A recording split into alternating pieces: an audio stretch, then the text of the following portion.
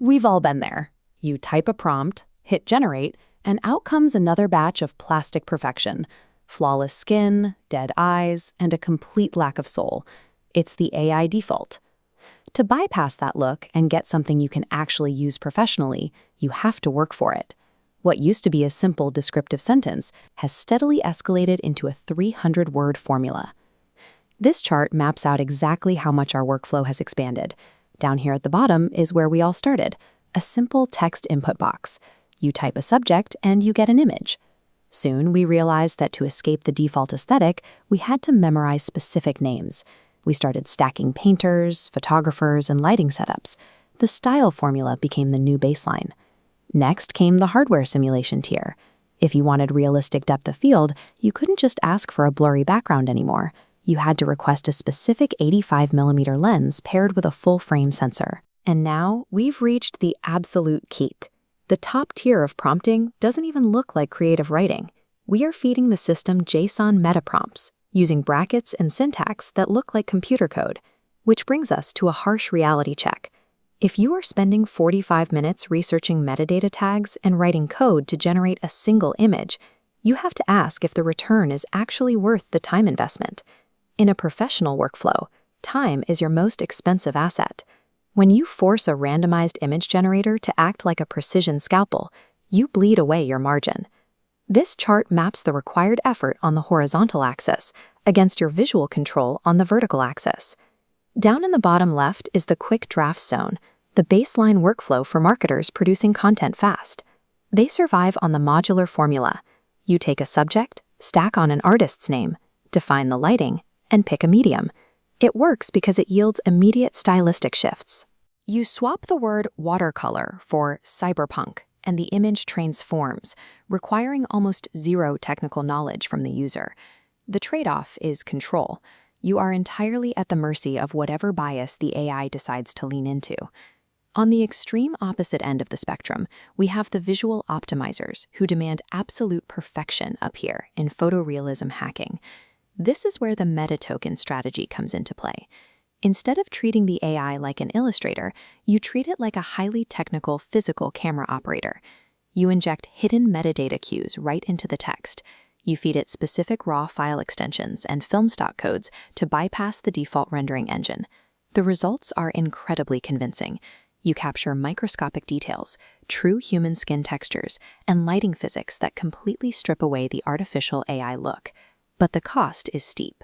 You have to climb a massive learning curve, and the moment a new model update drops, your formulas break and you have to start over. Mastering those camera tokens gives you incredible power over the pixels. But if you spend an hour building a master prompt for a graphic that disappears from social media in 20 minutes, the math doesn't work. So what about modifying the assets you already have? We are starting to see a shift from generating entirely new images to editing existing professional assets using conversational AI. You upload a photo and use plain English. You tell the tool to isolate a target, swap out a background, and instruct it to keep the original lighting completely intact. When it works, it clears out tedious labor. Masking wispy hair, cutting out complex subjects happens in seconds. But it is volatile. Ask it to fix a collar, and it frequently alters unintended surrounding pixels, or subtly warps the underlying geometry of the subject's shoulder.